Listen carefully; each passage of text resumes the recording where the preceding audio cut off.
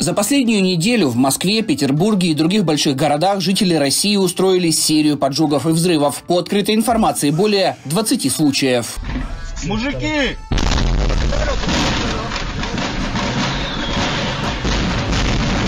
Взрывоопасные смеси бросали в военкоматы. Бежали, подожгли. Военкомат это или что? Вызываем пожарную скорее. Нет врага! Снимает на видео и бросает. Поджигали авто полиции. Нормально. Он даже не убегает, он еще на видео снимает, да? Пацан машину, короче, поджег. Ах, жесть.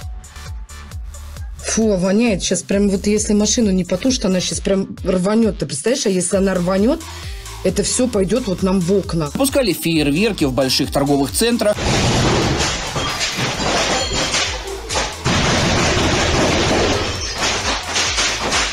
Что это происходит уже который день? И поджигали банкоматы и отделения преимущественно Сбербанка.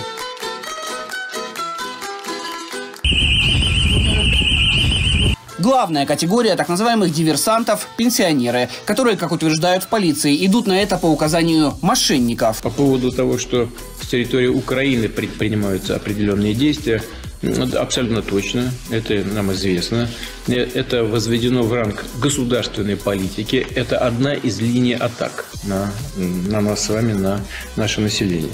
Это делают часто просто государственные органы, либо органы, которые находятся, либо структуры, которые находятся под государственным украинским контролем. По словам самого же Путина, мошенники якобы выманили у граждан гигантскую сумму денег. У нас со счетов граждан только с территории Украины, где эта деятельность мошенническая возведена в ранг государственной политики, там просто под контролем спецслужб работают специалисты, центры целые по выманиванию денег у граждан России.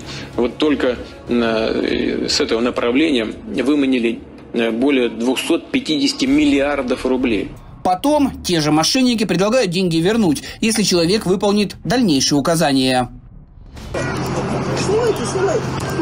Снимайте, да. Азов-Сила, снимайте. Вот вам сейчас наговорит на статью, вы выполняете, слушайте. Ага. Только вопросов в таких случаях больше, чем ответов. Ну, предположим, это правда. И следствие, расследуя эти действия, устанавливает, что, собственно, манипулировали этими самыми пенсионерами мошенники из украинских колл-центров. Тогда, внимание, вопрос к студии. Почему против этих людей возбуждаются уголовные дела? Если человек не понимал, что он на самом деле делает, и его обманывали, почему против него возбуждается уголовное дело? Действительно, и украинские спецслужбы активно работают, организовывая диверсии в тылу врага. Я инициативно связался с сотрудником спецслужб Украины для того, чтобы предоставить им фото и видеоинформацию за денежное вознаграждение. В последующем мне было предложено задача осуществить поджог. За поджог мне предложили $1000. В целом, следует оперативно пресекать работу иностранных спецслужб, активно бороться с теми, кто организует диверсии и теракты, выявлять шпионов и предателей. Но по словам экспертов, конкретно в этих случаях небольшого вредительства, вероятнее всего, виновны сами же российские правоохранители. Собственно, гипотеза, что там за этим могут стоять российские спецслужбы или правоохранительные органы, что, в принципе, одно и то же, тоже вполне себе реальное, потому что надо же как-то поддерживать градус, что они не просто так едят свой хлеб, они реально там кого-то и ловят. Поэтому надо все время придумывать новых и новых шпионов, новых и новых диверсантов, чтобы доказывать, в первую очередь, Путину, что они не зря едят свой хлеб. Иначе почему якобы с таким огромным успехом они разоблачают якобы украинские колл-центры и украинских агентов внутри России? А в итоге вся защита граждан заканчивается детским советом от Путина не говорить с незнакомцами по телефону. Есть, правда, люди, это точно знакомые мои, которые мне сообщали, что им звонят, им звонили И, когда видимо, будут звонить, судя по всему. Может быть, и будут звонить, но как только они слышат незнакомый голос и какие-то предложения, связанные в конечном итоге с